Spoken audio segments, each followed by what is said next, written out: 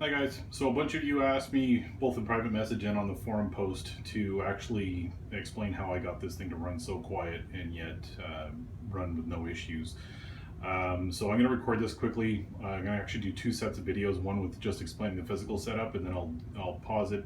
I'll do another video with it running, both with Prime 95 after it's been running for an hour, so you can see the temperatures and what it sounds like even at that temperature. So here it is. This is my C6. It's the DCS C6005. So it's the one that's the triple sled AMD box. This one came with 144 gigs of RAM, so basically the 48 gigs per sled. Yeah, so that's all it is. Now, this one didn't come with sled, so I actually had to order a bunch of hard drive sleds and a few other things, most specifically just some fans. And that's all I pretty much had to order for an additional of items. To make this work, it's actually not too difficult. Took a little bit of work, but it actually works very well. Now, this is the front of the chassis. You can see that I have right now specifically 1, 2, 3, 4, 5, 6, 7, and there's actually an eighth one that's just sort of tucked in there for now that I was just testing with. But there will be an eighth one down in that particular hard drive location when I'm done. You'll notice that I'm using the upper and bottom sleds for the hard drives themselves, and I'm leaving the middle open on all of them. That's just to allow better airflow through the front of it. If you're going to be running more hard drives in this, then I actually recommend you don't use the Noctua fans. You'll want to use more powerful fans that can actually pull more air, because otherwise they won't get enough airflow. But other than that, that's the only real physical changes to the drive. That's not true. There will be other physical stuff that you need to do to the server, and we'll jump into that right now. So obviously, as you can tell right now, right in the very top of the server itself, I actually cut in 240 millimeter fans themselves. Each one of those is lined up with each sled. Obviously, power is up and back here. Your fan controller is back over in this area. And we'll open this up here in a couple seconds so you can see what it is, but this is what it looks like fully closed. You'll notice that I did get some fan grill protectors because, you know, getting fingers stuck in fans sucks. The things you'll need to order for this to work the way you want. Now, I ordered some of these Noctua NF-P14S Redux 1500s. They were actually on sale on Amazon for really cheap. Then I also got the NF-A8 PWM fans from Noctua, and then the A4X10 5 volts. You can either use the 5 volt or the flex version. It doesn't really make much difference. Those are you'll need two of each of these. So two of the 140 millimeters, 4 of the 80 millimeters, and 2 of the 40 millimeter fans. The 80 millimeters, you can get away with 3. Actually, you don't need 4 unless you're going to be running more hard drives. You're going to run more hard drives, you're going to want more fans than that. The only other things you're then going to want to make sure you use, or that you have 2 of, is the Noctua low noise. Let's see if I can get this here. Yeah, it doesn't really want to focus on the low noise adapters. And now these should come with the A4 adapters like mine did. And then the other tools you're going to need is a Dremel with some of these Dremel metal cutting carbon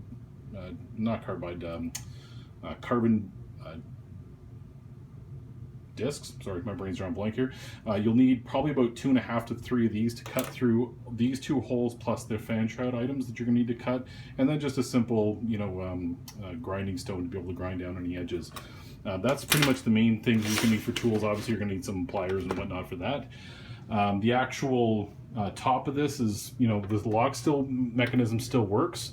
It's a little hard to do this with one hand. Still unlocks.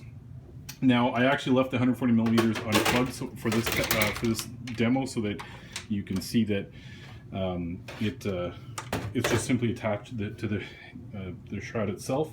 These 2 140 millimeter fans plug into the fan header that's there and there on each sled. Now, again, you'll have to notice that this is a 2 sled setup, not a 3 sled setup. If you want to use the 3rd sled, this method won't work because the bottom sled simply won't be able to get enough airflow. That's where I mount each of the 40 millimeter fans. Now, these are 40 by 40 by 10 millimeter fans. You don't want anything thicker than 10 mil if you're going to be installing a card in here. I don't actually have the cards I want right now in stock with in my hands. They're actually in another system that's coming out. or that this is replacing. So when we shut that down, they'll be going in here.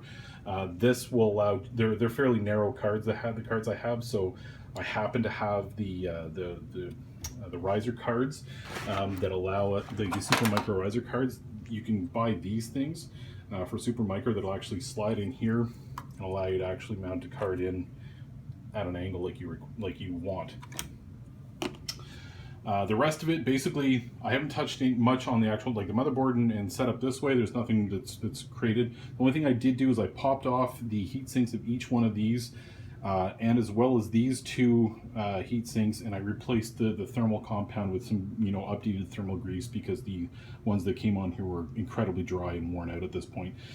The other thing you're going to want to do, so when you take out the third sled, you're going to want to take out all of its associated wiring. That includes, take out the SATA cables, take out the power cable, as well as its little attached brown cable. You're going to take these out completely. Take out, obviously, the third sled. And then along the front here, where the fans typically sit, there's this additional shroud. It's the shorter of the two. You'll notice that this one runs the length of the 4, but then stops. The front, what I call the rear-facing one, actually continues on over here. Take this out completely. You do not need this. Matter of fact, you want to take it out because it does reduce airflow. Now, when I do say that on this rear-facing shroud, I actually cut out the shrouds that normally sit in here. It's these shrouds that I'm talking about that I cut out. So I cut it off here, here, and on the other two corners. And you'll see that it dramatically improves airflow for those particular, allows more airflow to flow through. I then also removed the two upper sled rear brackets. These are just made for a little more support and to allow cables to be run across the top. You don't need them. It basically actually reduces some of the airflow in the middle. Lastly, what I ended up doing was for my testing here, I have 3 Noctuas. I'm testing without a 4th one for now. If I need it, I've got it. I can quickly order that and throw it in it. I don't think I'll need it though from all my testing. This server is only going to be running as a small, basically a domain controller. It's not going to be running anything major, so it's not going to be pushed in any way, shape, or form. This one, however, is going to be running 6 drives as a small NAS, which is where 1, 2, 3, 4, 5, 6. Those 6 drives are going to be running on this NAS, and then these last 2 drives will be on that server there. So it's nothing major. This is not a major high-end server. It's for a small business that right now, at the moment, can't afford higher-end hardware or new hardware. So this is why we're running with this for the time being. Now, to wire in these fans, what I actually did, one of these fans I previously wired up already with by replacing the actual stock fan headers from the original Dell fans with the 5-prong. I'm not going to go through the whole mechanism of how to wire these up. They're well documented already in the Serve the Home forum post. But the one thing I did do for the second fan, and I'll pop this off here so you guys can see it. Sorry, I'm doing this with one hand and I don't have a tripod, so I apologize if this is a little bit shaky. From one of the fans, so from this fan here, runs down into a Noctua cable extender. I took that cable extender and I rewired it so that it could actually work correctly with, let's see if I can get this to focus here. I rewired it correctly so that it'll work with the motherboard. Yeah, it doesn't really want to focus, I apologize, but anyway, you can see that I had to rewire it from its normal wire sequence. It's basically reversed. The Dell wires are reversed from the standard fan header format. What you will notice that the black is obviously your negative ground. Your yellow wire from the left is positive. The green wire is actually your fan sensor wire. And you'll notice that I actually wired in a second wire into it. It's actually, I soldered it on. I popped the wire out, wrapped another wire around it, and then soldered it onto it so that I can get the sensor off of that. I then wired it into another block, if you will, of fan headers using one of these. I then simply soldered these 4 pins across so that it becomes basically one large pin, and then plug that into the end of this here, which is underneath this black cover so you can't see it. It's fully closed with some thermal wrap. And then I just wired in 3 more fan headers matching the same pin. It's the 3rd pin, by the way, so if your fan header goes in, just to clarify, goes in this way onto those fan connectors. It's the third wire over, as you'll notice. That's the one that you need to wire up. By doing that, it allows me to actually wire in, like install this fan. Now this is going to be hard to do with one hand. Sorry, my apologies.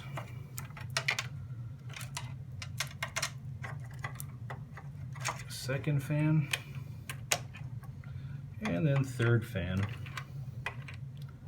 Turns out this chassis was actually originally wired for 5 fans, but the 5th fan just runs at full speed. It doesn't actually do anything, so I don't need this wire. But I happen to have it, so whatever, it's there now. And then all I do is I just tuck these back underneath here, so I don't have to worry about them getting caught on anything. But now all I'm doing is I'm powering one fan and then sensing the other. Like I'm faking the fan speed into these 2 other headers, so that the BMC thinks that all 4 fans are running at full speed. This simply just saves me having to wire up more fans for no reason. That's the only reason I did it. If you don't happen to have another fan that's already wired, well, then wiring in the third one allows you to run all 4 fan headers off of one fan.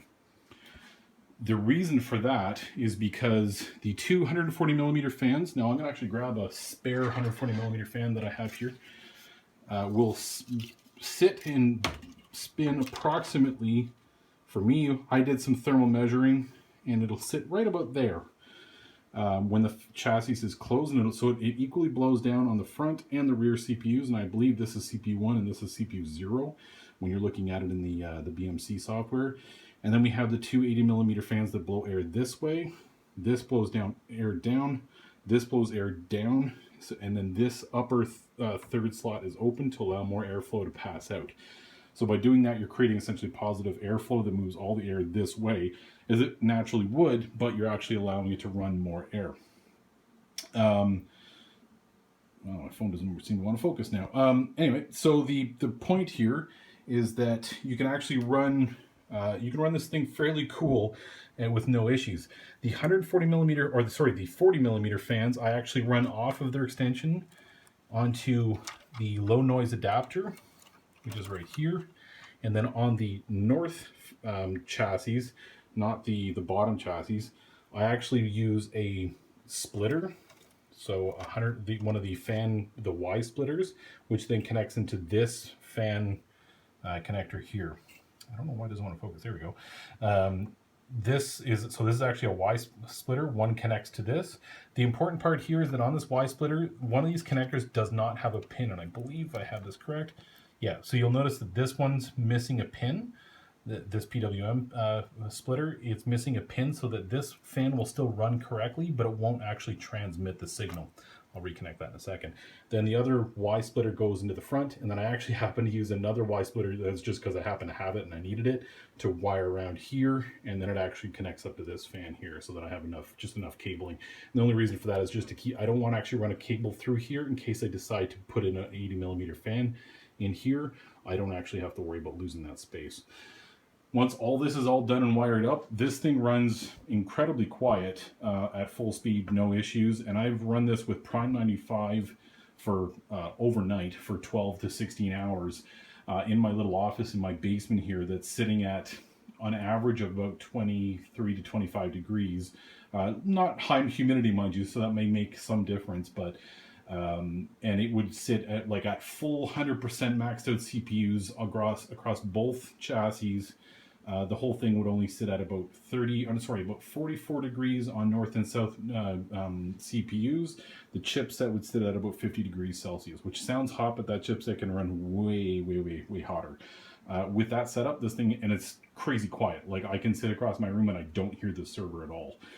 The only other thing I want to point out, if you do decide to take these heat sinks off to redo the thermal paste, there's a good chance the original little plastic black clips will break on you when you remove them. It's normal, don't worry about it.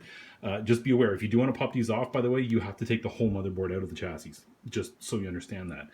If you do pop these, if you do break the clips, what I did is I used some very small zip ties. Let's see if I can get this to focus. There we go. Some very small zip ties. I ran a zip tie from the bottom up, and then I used another zip tie header onto that and pushed down on the original spring. And by doing this, I'm basically replicating the same thing, and it works perfectly. Works great. It's a cheap man's replacement, but I couldn't find any actual replacements for that particular item. And it works. Other than that, everything works great.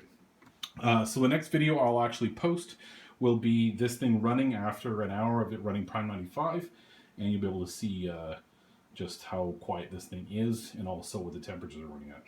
All right, cheers.